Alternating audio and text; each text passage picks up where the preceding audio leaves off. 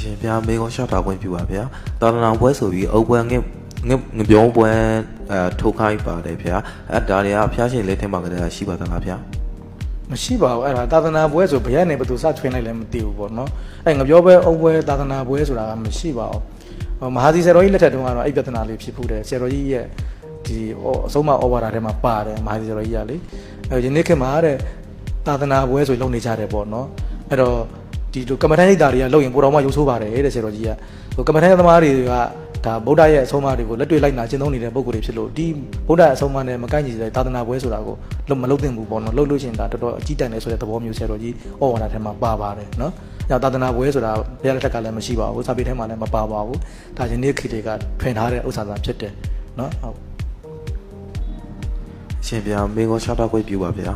ယဟန်တန်တော်အနေနဲ့မဟာကန္တေပညာဝိဇ္ဇာပညာရက်တွေကိုလေ့လာသင်ကြားပြီးမြတ်သောနိဗ္ဗာန်ကိုမရောက်မီကာလအတွင်းမှာလူတွေရဲ့အကျိုးစီးပွားကိုဆောင်ရွက်ပြီးရင်လူတွေပေါ်ကြောင်းရောက်လာတဲ့မမြင်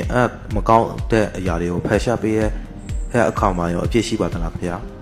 ပြည့်ရှိတယ်လေဦးဇင်းတို့ယဟန်တော်တွေကဘေဒင်မမဟောကောပြေကောင်းလားစိတ်ကူပေးတဲ့အလုပ်ယဟန်တော်တွေလုပ်လို့မရဘူးဘေဒင်ဟောတဲ့အလုပ်တွေကယဟန်အလုပ်မှမဟုတ်တာအဲ့ဒါတွေကပုံနာတွေရဲ့အလုပ်တာဖြစ်တယ်လေ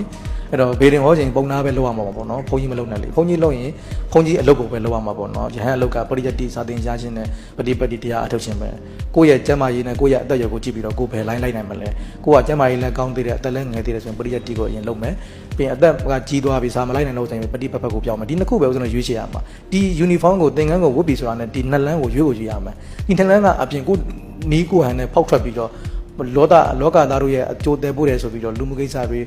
ဘေဒင်ဟောတဲ့ကိစ္စတွေရတရားရှိတဲ့ကိစ္စတွေကဒါသင်္ကန်းဝတ်နဲ့လုပ်ရမယ်အလုပ်မဟုတ်ဘူးလေဒါလုပ်ချင်တဲ့ဆိုရသေးဝတ်ချင်တဲ့ဘိုးတော်လုပ်ချင်တဲ့လုပ်ပေါ့နော်ဒီလုပ်ရမှာအဲ့တော့ line ပြောင်းရမှာပေါ့နော်ကိုကဒီလုပ်ငန်းနဲ့အတန်မွေးကြောင်းပြုမယ်ပါရမီဖြစ်ချင်ပါတယ်ကိုယ်တို့လုပ်ချင်ပါတယ်ဆိုရင်တော့ရသေးလို့ဘိုးတော်လုပ်တာပဲရှိတယ်ဒီသင်္ကန်းဝင်တော့သင်္ကန်းနဲ့လိုက်ဖက်တဲ့ပရိယတ်လုပ်နဲ့ပฏิပတ်လုပ်ကိုလုပ်ရမယ်ဒီနေ့ကရဟန်းတော်တွေက line ပူသွားတယ်ခေါ်တယ်ဝတ်ထားတာကသင်္ကန်းဝတ်ထားတယ်လုပ်နေတာကဘိုးတော်အလုပ်ရသေးအလုပ်တွေဖြစ်နေတယ်အဲ့တော့ဘိုးတော်လုပ်ကိုလုပ်ချင်ဘိုးတော် line ကိုပြောင်းရမှာပေါ့နော်ရသေးလုပ်ချင်ရသေးလုပ်ကိုလုပ်ချင်ရသေးဝတ်ကိုဝတ်ရမှာပေါ့မဟုတ်ဘူးအခုကဝတ်ထားတာကရဟန်းအဖို့လုပ်နေတာကရသေးအလုပ်ဘိုးတော်အလုပ်ဒါအရန်လွဲမာနေအလုပ်တစ်ခုတည်းအဲကြောင့်ဦးဇင်းတို့ဘေဒင်ဟောချင်သလားဒါသူ့ရဲ့စိတ်ဆန္ဒလေမဟောနဲ့လို့မပြောဟောချင်တယ်ဆိုရင်ယတိဘွားသွားပါဘိုးတော်ဘွားသွားပါယဟန်ဘွားနဲ့မနေသင့်ဘူးအဲယဟန်နဲ့နေရင်တော့ပရိယပฏิပတ်တစ်ခုခုတော့စီးပူးရမှာဖြစ်ပါတယ်နော်